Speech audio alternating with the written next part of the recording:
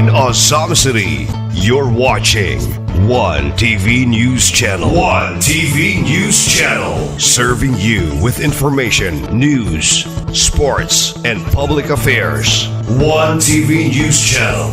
One TV News Channel. Serving you with love. Ang telebisyong pangmasa. One TV News Channel. One TV News Channel.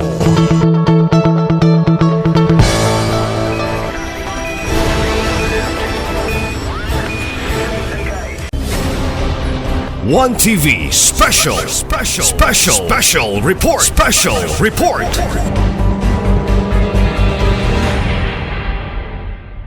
Mayong gabi Mayong adlaw. Mayong adlaw di ay Adlaw. tanawa ni si Sir Dodong Barcamento ang pinakakaraan po ni usa sa mga karaan haligi sa media industry sa Misamis Occidental. Di po palupig ang ihang partner kung nay haligi labaw po ni sa haligi po diyang kauban karon si Sir Adoni Desina sa One TV. Salamat sa pagbisita, ambush interview no.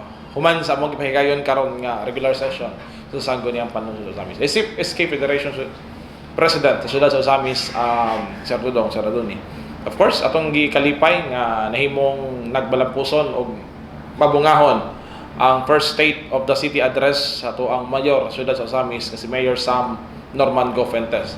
Ato ang naaman mo, di ba? Na ato ang yung nasaksihan ang mga pagmintinar sa pagpasenso sa Siyudad sa Osamis, pagmintinar sa mga programa, proyekto, social services nga nasugdan pa sa panahon ni Congressman Ando Waminal 2019 kung diin siya pa'y mayor. Ato nakita nga ang ako isip sa ako ang kahuyang sa akong kabatanon, atong nakita ang pagpanikamot gyud ni Mayor Sam Norman Fuentes nga ma-maintain, mapadayon ang mga programa o serbisyo para sa katawuhang Osamison. Gani, personally, bis ka mayroon tato na say taas na noon.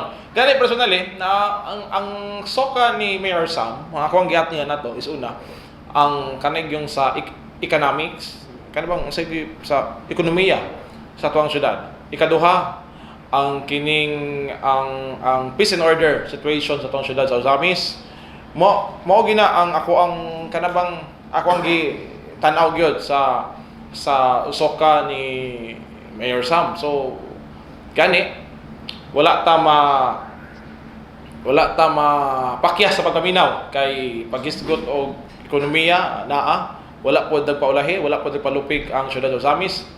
And ang ikatulo day ako ang gitan-awa to is ang mga infrastructure projects so kanang tulo ang ekonomiya ug ang peace and order sa Siyudad sa Osamis. So una ang katong sa ekonomiya tuod man nakita man nato rito no nga daghan gyapon ang mga negosyante di nga na-encourage sa pag-renew ug naapoy nag-reopen no. Ato nakita kay bisan tuod man gud nga daghan man gud nga mga saway nga tong nadungog dili lang social media kundi matud pa taas man ang increase sa tax sa Osamis no, taas man ang pero where in fact nagsunod man tag unsay mandatos sa balaod, unsay gimandate sa kagamhanan, unsay gimandate sa local revenue code, unsay gimandate sa kanang sa balaod ba nga ato ang gisunod kay of course sa pagsugod na to kay gikan parehara man punta no, media para sa una pagsugod na to sa Osamis administration namang gyud nga we must obey what is kining unsa na kay state sa balaod no,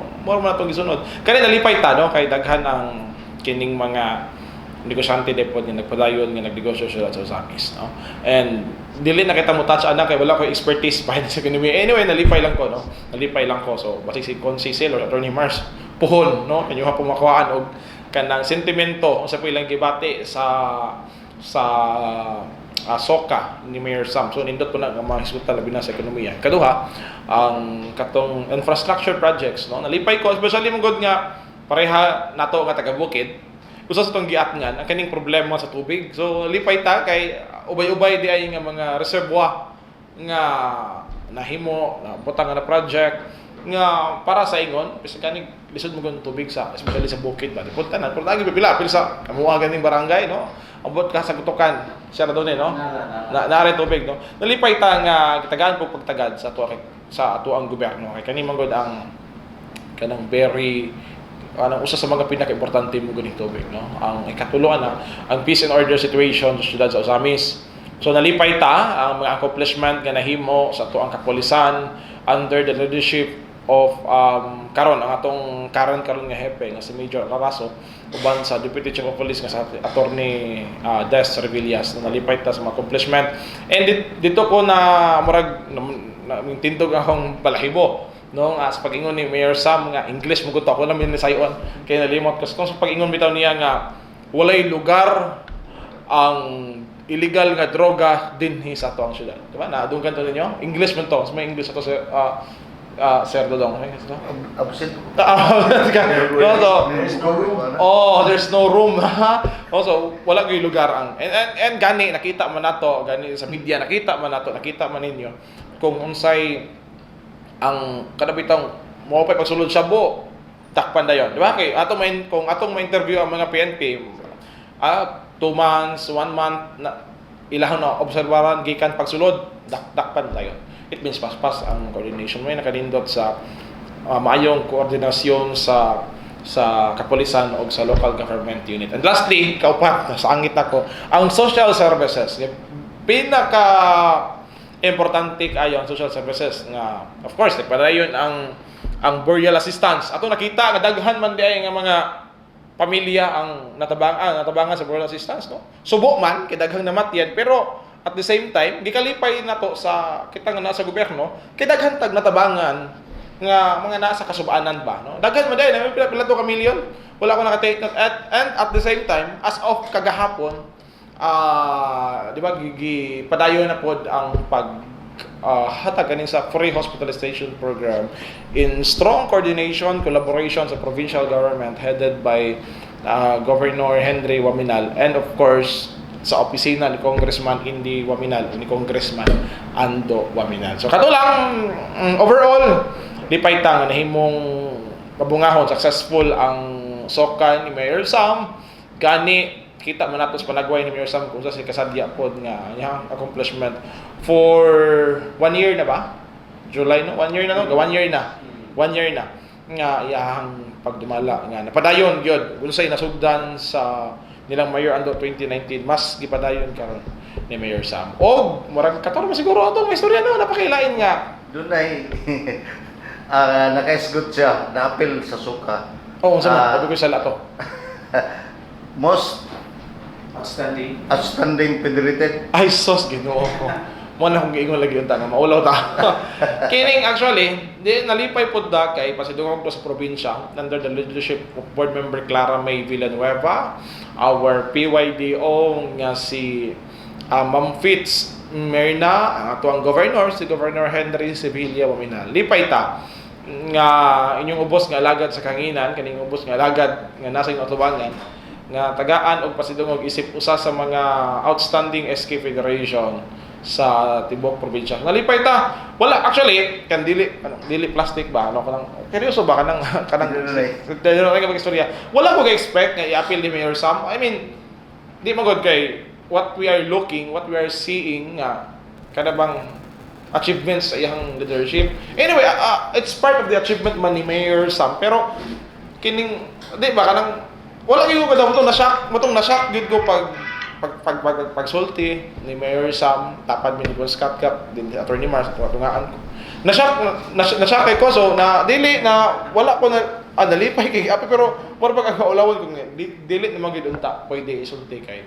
Pero sige lang ato pasalamatan si Mayor Sam kinapil. Kining kuan mo na siya kanang part ramang gud na sa tuang trabaho kay ngano kung di ta mo lihok masawayan ang punta dili lang masawayan ta nilang mayor nilang gov nilang kong kundi masawayan puntas kung makauban sa media kay ingnon ta nga naunsa naman ni si John Phil Sige lang pagwapo. Sige lang pagwapo balo lihok balo kas mga kaubang media nga marites di binuang lang kanang dili kana mo siya kanang it's kuan naman good kayo kay kining part naman na sa trabaho buhat na itong trabaho di po ta pwede nga magigulingkod lang nga dili po ta mo lihok para sa dili lang kay para sa mga SK kundi para pod sa suporta nga tumahimo diri sa Sangguniang Panglungsod. Kung siya asa dapit unsa ni nakapahimo natong most outstanding federation federated. Mao pala akong gibukotan na. Sir Rodong, mo pa na kong gipangutana, ngano pod ako may napilian. Nga, di ba? Kadang, di ba? O sa man, di, kagalibog po ko. Namaon na akong gikuan. Siguro lang, during mo good sa, during sa, syempre, during sa assessment, fit at pataod naman good ni. Sir Dodong, gikaingnan, ngano yung ihagi kong, Si Mayor. ngano ihagi kong pugson gid ko, girep ko ni Sir Dodong aning interview. Kipugson gid ko actually una, galibog gyud po ko ba, pero para na nung kakaron galibog yun ko sa ko pagtubag. Ato lang gihimo ang ato ang trabaho. So unsa nga mga specific of course kini sa administrative works, ang pagdala sa mga SK, compliance sa mga SK with all the kanang mga necessary documents and requirements nga need ipang comply, and mga programs nga need i-implement sa mga barangay. Actually, very common ramang yun nga mga programa. Very common lang po dyan nga mga papers and mga administrative works ba. Pero some SK manggod, Sir Dodong nga, bisan ganing common na lang siya, dili mo gud kayo mahimo sa bang SK. So sa itong kibuhat, anong kitabangan? Same sa liquidation report. Very common, di ba? Part mo gina sa work sa SK, sabit ang liquidation. Pero dili pa mahimo sa bang SK. Napay na AUM permi ang COA. So kana atong gipanghimo, ipatagaan nato og kanang tawag aning mga necessary nga mga action ba kung gipangtabangan. And of course, unsay mga mandate nga ipakanaog gikan sa National Youth Commission, ato lang kung i-comply uban sa mga SK. Unsay mga programs nga ipa-implement ni board, ato lang kung i-comply. So Unsa pinaka-program ninyo sa SK karon? Karon latest katong gi-mention ni Mayor Sam o kakalisi. Sa Dodong no karaan ka gyud. May gyud ko ako gyud mo pasultion pero kay ni tan-awa ra. Ang pinaka-latest ato karon nga program ang kining sa Scholar ni SK program, no. So yung sa Dodong kay mo gud na gusto nga naapil mo gud sa soka ni Mayor Sam nga which I mean sa kung giingon lagi unta. Syempre nalipay ta nga apil pero part mo gud sa tuang work. So ang karon nga program Scholar ni SK, ang Scholar ni SK program is in line ni sa One Family, One Professional program nga pangunahan, nga pangamahan ni Governor Henry Sibilia Maminal. Isip counterpart sa SK sa siyudad sa Osamis o sa tibuok probinsya,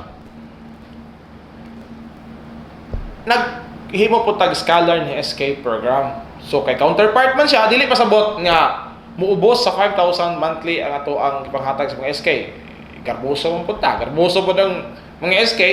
So, in counterpart po tag 5,000 pesos per month o 25,000 pesos per semester ngadto sa beneficiaries sa Scholar ni SK program. So, diretso na sa Osamis, in total, naka-come up tag 64 ka Scholar ni SK program. So, pangutana, naa na ba? Yes, last month gi-convene ni Mayor Sam ang Scholar Screening Board that was chaired by Attorney Mars Tapayan and ang Vice Chair si Councilor Cecil Yoko, ang ato ang EDCOM Chair, ang member si Attorney Cassie, ang atong City Legal, ang ato ang ABC President si Council JJ Canlas o kining ubos nga higala kamili ba, and naanatay kanang beneficiary sa Scholar ng SK program. So ang funding ang kinsay ga fund is gikan as budget sa SK sa 51 ka barangay.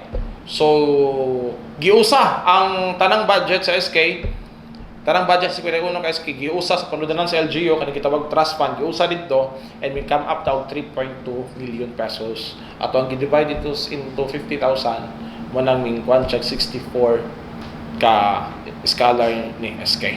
So ang allocation is 10% pod sa ilahang 10% allocation funds mo po ilahang hilain i-allocate para sa Scholar ni SK program. So kanang programa ang uban pod nga barangay sa Misamis Occidental naghimo po ng programa pero lahi lang ilahang technique, lahi lang po pero same lagi apon 5,000 ang ang monthly. Pero ang ato adre mo na ato ang technique nga gihimo para magtinabangay ang gagmay ug dagko nga barangay. Kinamang diri nga ang gamay nga barangay 30,000 ring ma-allocate nya na po isa ka barangay nga 70,000 ang ma-allocate nya 50,000 labi ang need. So 20,000 itapak sa 30,000. Nagkauyon na po ng mga SK, nagkasinabot mga SK. Kay total ang kaning kwarta sa SK. Di ba ni kwarta sa SK chairman, kwarta man din sa katawhan. Buenas lang me, swerte lang me. Kay kami mo natagag pribilehiyo nga mag-manage sa kwarta sa katawhan. So siguro dili mo pud kasakit sa katawhan, di mo pud kasakit nga magtinabangay, di ba? Ang mga SK kay di man imong kwarta man sa mga tao. Usaon man among kwarta, lang amo ni puso na di man imo So kuan man god kanang kumingon man god taog SK amo ang come up sa tuwang mind, as may come up sa inyong mind sa Radon ni. Correct. Plus points si Sir Dodong Margamento to. Kumingon ta SK. Titungod mo na, di ba? Dili man ikilimo. Ingon SK na adara liga. Ang naadara dula ra gid na. So karon mingon tag SK, naada scholar ni SK program. Nga naka-focus po sa education. Kuan mo guna siya ang sa SK naa mo guna 10 center participation na gisunod. So naadara ang education, health, peace building and security, gender sensitivity, unsa pa to, so on so forth, pulo na kabuok. Di na ako i-mention sa sayo ko, lawa ni noon ko, mayati na.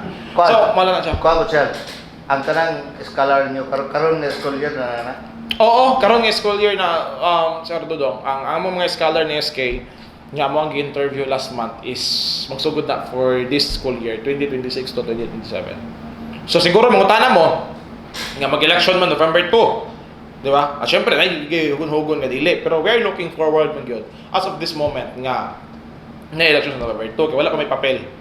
No, wala pa mangi balaod, ana. So, gani kung madayon siya, mapadayon gyud po ng atong nasa scholar ng SK kay maybe next month i-download naman ang kwarta tanan nga kung pila gina-allocate. And of course, we are planning nga before ma-end ng atong term nga makapasar ta or ordinance about para mapadayon gyud sa musunod nga mga henerasyon, hilasa sa henerasyon para so maabot kung musunod ba kay sayang man god kung maputol bitaw siya nga karon lang ang mga term mahuman mi ana term. Sayang ba kung tama na siya next year December dili bitaw mapadayon. Of course, we are hoping ampod nga ang mupulin na mga SK po is mas more ampod nga mas more capable, mas more nga angayan pa pod sa amo. So, mas nindot siguro kung siya nanagi ordinansa. Kaya sa sunod nga musunod ninyo, muna tayo ilas. So, ordinance naman na? Actually, ang sa scholar ni SK, wala gitay ordinansa pag diri sa Ozamis in specific ana. Ang nasa ordinansa is diri is kana lang yung 1F 1P, one professional. Sa ko 1F 1 professional, 1 family. One family, 1 professional. Awa ra gyud taon ni. Kasab-an tago pa ni. So, 1 family, 1 professional. Mao ra gina ang naa sa ato adiri. So, ato lang kay, siyempre, kung padayon ang election, kung inyo po pakita ang comment about sa election, yan na lang. sa sunod na nato na isgutan kay kining taas lang atong interview. Sawa na pagputol-putol ni Sir Dodong Margamento ani nga taas na. Agad, ka-umitar, kat eh.